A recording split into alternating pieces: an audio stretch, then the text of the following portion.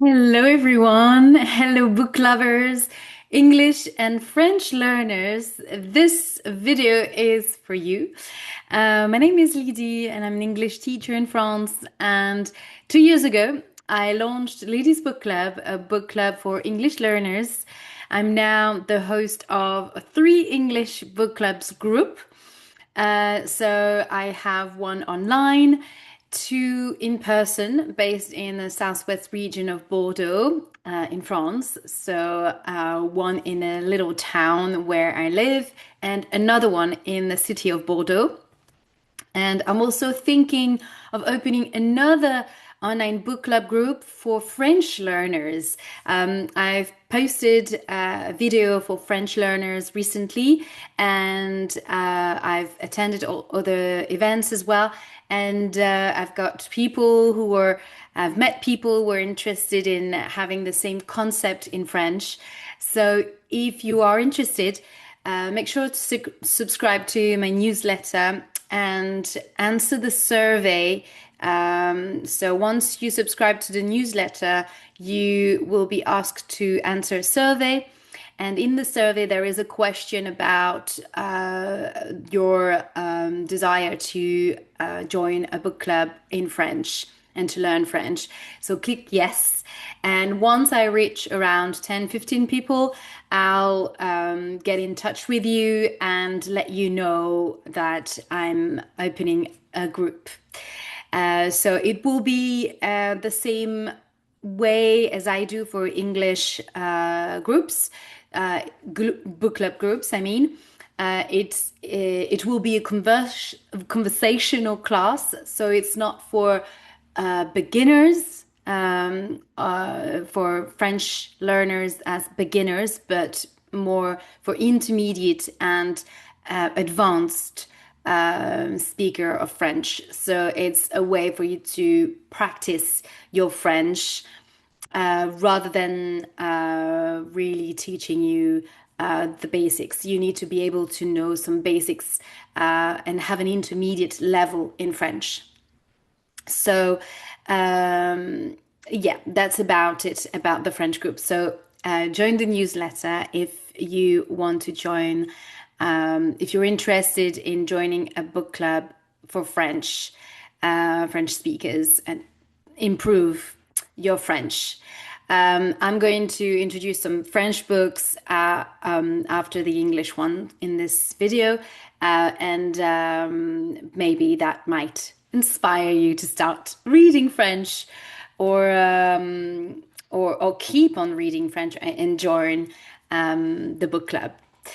So it's been a while since my last video. Actually, the last video was about a trip to England that I was organizing around the author Jane Austen.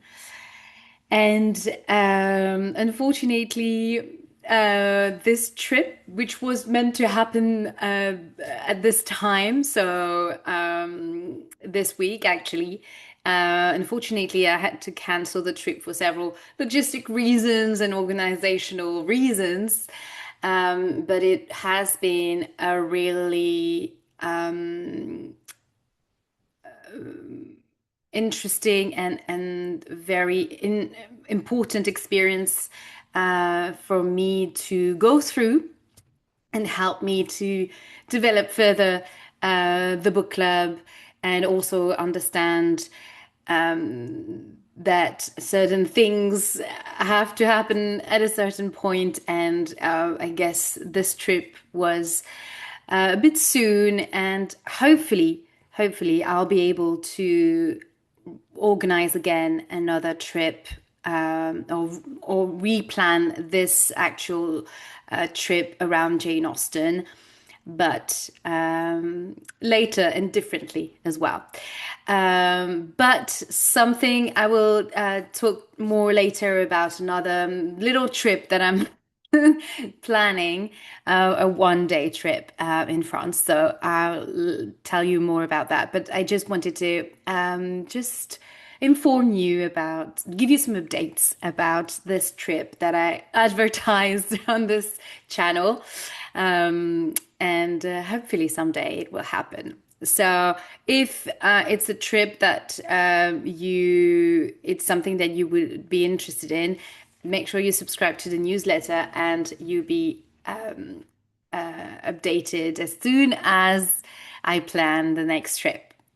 So now let's move on to the topic of the day, which is about my latest purchase selection of French and English books that I bought in a second-hand bookshop. And it's a special place that I discovered. So if you're looking for affordable books, then maybe my selection might interest you. If you are if you have an intermediate or advanced level in French or in English. So stay with me. So first of all, I just want to talk about this beautiful place that I discovered, which is about an hour away from where I live.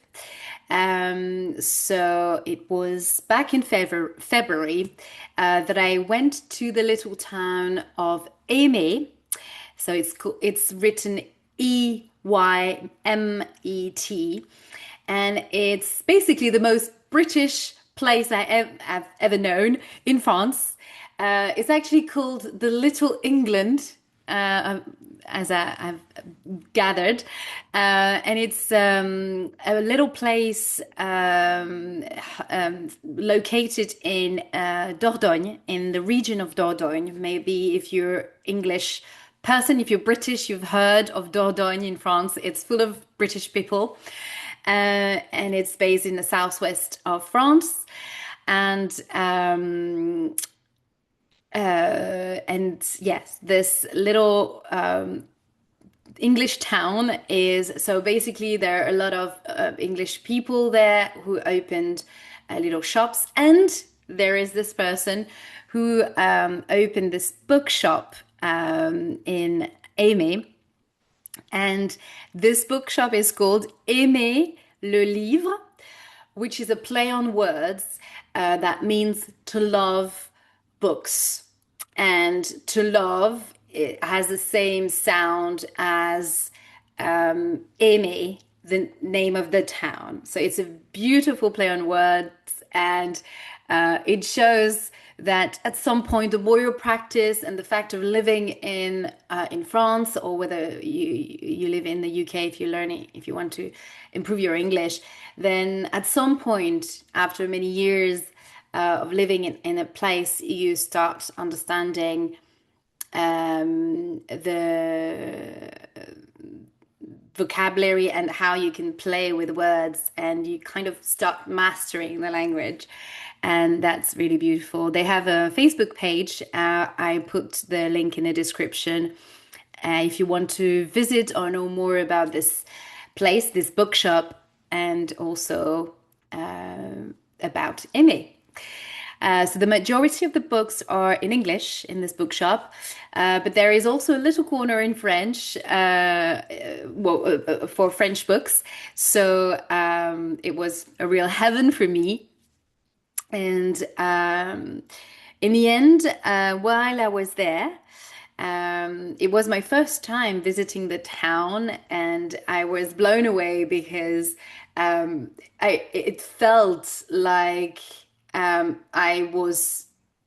lived 8 years in London, and it felt like I was back there, back in London, and it was very heartwarming. There is also a beautiful tea room, very typical British, typical with a lot of full of flowers and full of little cakes and little plates and yeah, all very British style, and because the owners are British, and it was so nice, and everyone was speaking English. You could hear more English in the streets than French, which was very disturbing, but also very charming, and I loved it. I loved it.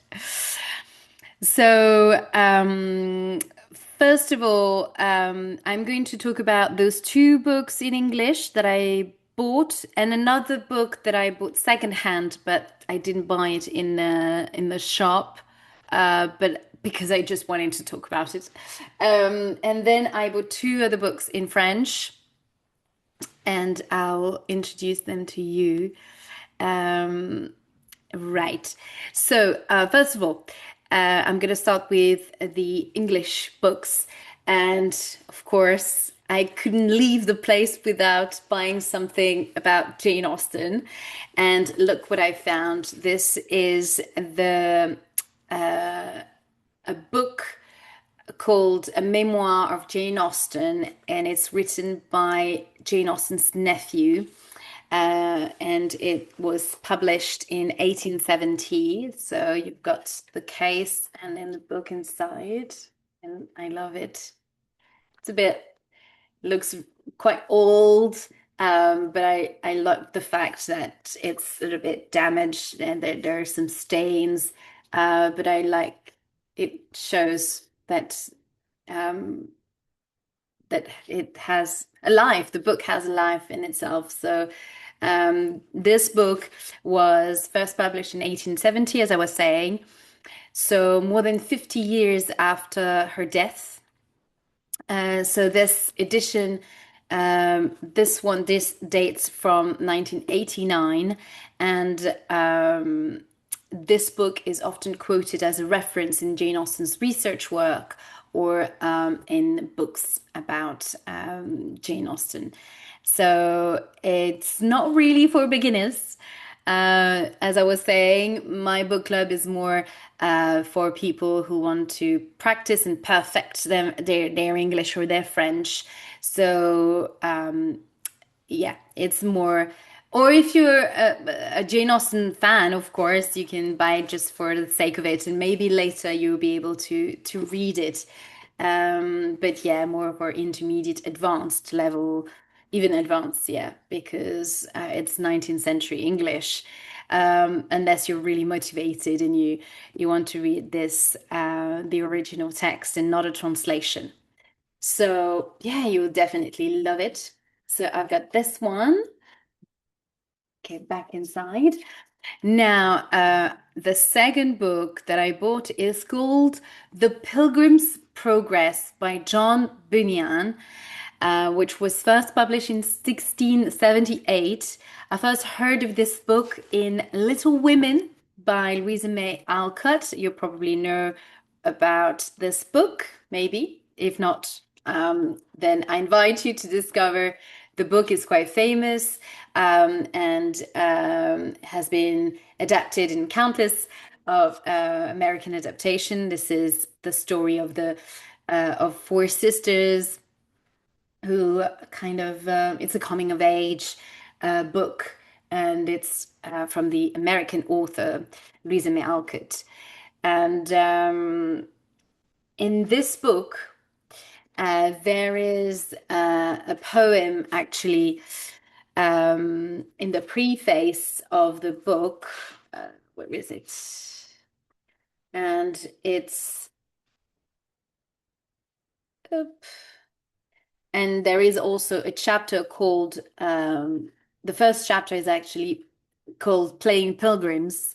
And here, the preface of the book is an extract of a poem written by this author, John Bunyan. And when I read Little Women, I was very intrigued about this book and about this author because it was very influential for Louisa May Alcott. This book was very influential, and also all the English readers at the time. And it is and writers, and it is in fact considered as the supreme classic of English Puritanism. So I had to buy this book. Don't know when I'm going to read it because this is 1700s um, 1700th century 17th century English. And it's all about references and religious references and yeah, I don't know. We'll see when I will feel ready to get into this, but I wanted to buy it and it was very cheap, so why not? Now, the last book is this one, Hamlet. You maybe heard of the film adaptation that came out recently, and for which the actress, I can't remember her name, got the Oscars, the Golden Globe, that she got recognized for her performance, which is brilliant. The film is amazing. Um, so Hamlet by Maggie O'Farrell is a secondhand book that I bought on Amazon. I know that well, sometimes Amazon is just very easy, very practical because it's tricky sometimes to find English books in France. It's yeah. Sometimes you have to use Amazon to be able to buy books. And when I use Amazon, I try to buy secondhand books. So at least it helps in a way ordering secondhand books, sorry, have less. I hope that it has less impact on the environment because, in a way, it preserves jobs in local post offices because it's through the post office, the local post office, that I got delivered. So, in a way, I kind of compensate the fact to buy books on Amazon and not in bookshops. But it's not so easy, especially that in Bordeaux we used to have an English bookshop that now has closed, and it's terrible, terrible news now. So yeah, it's a bit annoying to not find a place. There are a lot of English bookshops in Paris, but in Bordeaux it's lacking a little bit. So anyway, just to finish on the places where you can buy secondhand books or buy books, is there is this website in France that is called Place des Libraires, so the place of the bookshops, which is a website where you can order your book and get it delivered to your nearest local bookshop. And then you pay for the book upon its delivery at the bookshop. So that's also a way to preserve, bookshops in your area. So, right. So back to Hamlet. As I mentioned, I had heard of it a while ago, but I was busy reading other stuff. And when the book came out, with the film adaptation came out earlier this year, I I had to read the book, especially after watching the film, after going to see the film in the cinema. I enjoyed so much the book that the film, sorry, that I wanted to buy the book. Oh my God, I get confused now between the film and the book. Anyway, um, so yes, so we were actually discussing reading it at the book club, but we voted for a different one with our online book club group. But I'll do another video for that later on. Anyway, so in the end, I after watching the film, I bought the book, and this is about this story is, and I've started reading it now, finally. And this is a story based around William Shakespeare's wife, Anne, or Agnes, as she is called in the book. And because we're not sure exactly what her name was, Although according to the author Maggie O'Farrell, she did some research for this book, and she read that her father, in his will, had signed Agnes um, for to give her, well, to in order uh, to leave uh, to leave her what he owned. So he signed Agnes.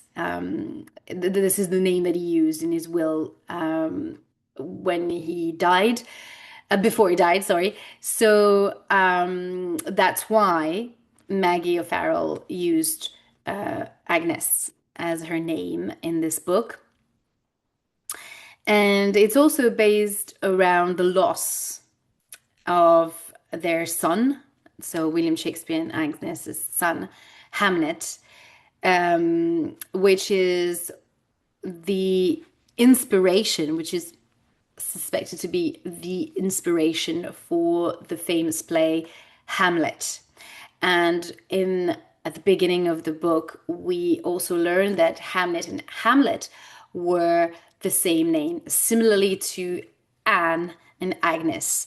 At the time in the 16th century, those names were very similar. So it could be either way, Hamlet or Hamnet, when you would call the person, I guess.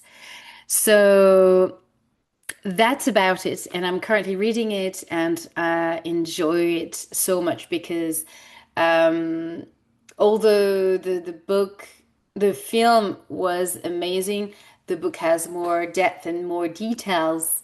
And yeah, it's always the case, but I think that the film still has its own power and its own of interpreting this story, and it did it beautifully. So the director did it beautifully, and the actors as well. So I it's not because I watched the film first. Personally, this is what I believe is it's not because I watched the film first that it's going to spoil anything. And actually, I re-immerse myself again in the story in even more in a deeper and more profound way. So it often happens that I discover the book before discover the film and learn about this a book by watching because of the adaptation on screen. I already knew about the book, but as I was saying earlier, I hadn't had the time to read it.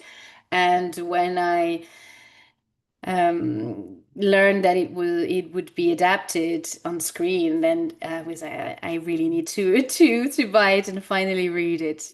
So that's it for all the English book selection that I have for today. Now the French books. So I've bought two of them in the little bookshop in Amy. So the first one is a teeny tiny book called La Mare au Diable by George Sand. I don't know, maybe you've heard of George Sand. She is a very one of the most famous French writer of the 19th century. Basically, the most famous woman of the 19th century that still has popularity to this day. There are others, but they have been hidden from historical books and literary canon. But hopefully one day they will get discovered and reestablished in the French curriculum. So it is translated as The Devil's Pool. This is a short read, so if you're just starting reading French, or if you haven't started reading French or you want to start, then this book is actually a good way to start because it's quite small. But bear in mind, this is 19th century French, so it might be a bit tricky. So yeah, probably as I was saying, if you're intermediate advanced learner or upper intermediate, it would be a bit better. Um, so this book was first published in 1845, and it tells the story of Germain, a widow with his three children who needs to remarry with a rich wife. And on the other side, there is also Mary, a young shepherdess who needs to find a job. And both have to leave their village and embark on this new journey. So, yeah, so that's more or less this story. Although, as I was saying, Georges Sand is a male name, this was in fact the pen name of Aurore Dupin. And she's, she's, as I was saying, the most famous French writer of the 19th century. And to give you an idea, she's contemporary to Alexandre Dumas, the French writer who wrote The Three Musketeers, The Count of Monte Cristo. Maybe that rings a bell. She's also contemporary to Émile Zola, Honoré de Balzac, and so on. So the most famous French writers that we study in schools and also abroad, but not so much Georges Sand. There is also a recent French TV show called La Rebelle, Les Aventures de la jeune Georges Sand, which is translated as The Rebel. Well, the TV show has not been adapted into English. There is no English subtitles. So if you're comfortable with your French, then go on. Then go for it. You will enjoy it. But if I want to translate the title, it says the Rebel, the Adventures of the Young Georges Sand. So it's a series of I can't remember six or eight episodes, and it shows how from the Aurore Dupin she became Georges Sand, and it's wonderful adaptation. This is how I got to know better Georges Sand. Otherwise, I just knew of her, but wasn't really hadn't done any much research on her or anything. So if you are into discovering a classic author, then you can read this little book. And also, important fact, this year is the year that we are celebrating the 150th anniversary of Georges Sand's death. So this year is also a milestone in Georges Sand's legacy. And I know that the foundation or the museum of Georges Sand, they are trying to develop and do a lot of activities around the celebration of her death and get Georges Sand more known. And there is also discussions about entering her in the Pantheon, which would be an achievement and a wonderful recognition of her legacy. In terms of French literary legacy, but also as a societal legacy for all the emancipation of women. So yeah, I really recommend you to read Georges Sand. Then the second book is Le Bal des Folles by Victoria Mass. It translates as The Mad Women's Ball, and this book has been adapted on as a film, and this film is actually available on the different streaming platforms such as Amazon Prime. It's an amazing story. And I've been wanting to buy this book for a long time. And when I saw it in the English bookshop in Aimé, I was like, okay, I really need to buy this book now and for such a cheap price, and read it. So it tells the story of Eugénie, a young woman from a wealthy family in the 1880s. And she possesses the extraordinary gift to see the dead, which scares her family. Uh, wi- uh, and her family ultimately decides to send her to a psychiatric hospital in Paris called the Salpêtrière. And there is a renowned professor called Jean-Martin Charcot. Now, this doctor, there is a disease that holds his name, Charcot, and he works there. And every year they host a masked ball where the whole society of Paris come and enjoy themselves. Yeah, and we are learning that this masked ball are a bit wicked, I would say, and controversial. So this book was published in 2019, in 2019, sorry, 2019, and it was the first novel of Victoria Mass. She's a French novelist, and I discovered this book through the film adaptation, here again, and and as I was saying, yeah, it's great for you if you want to discover or practice your English, practice your French. There are some English subtitles of the book, of the film, sorry.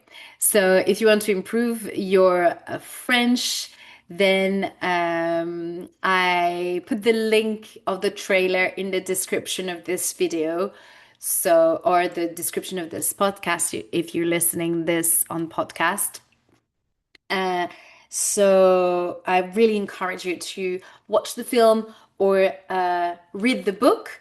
And perhaps we could read this book if you're happy to start a book club group, to join the book club group in French.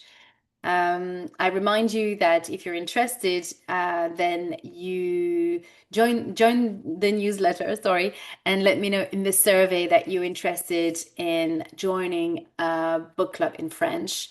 And it works the same in terms of pricing, um, and also in terms of organization. So it would be 2 months, twice a month, and we would meet on Zoom, and we would read chapters, a couple of chapters for each session, and discuss those chapters. So we're not going to read the whole book as one, a whole book each month. No, no, no. This is not how I work. This is a slow and kind of guided book club and a guided reading with the book.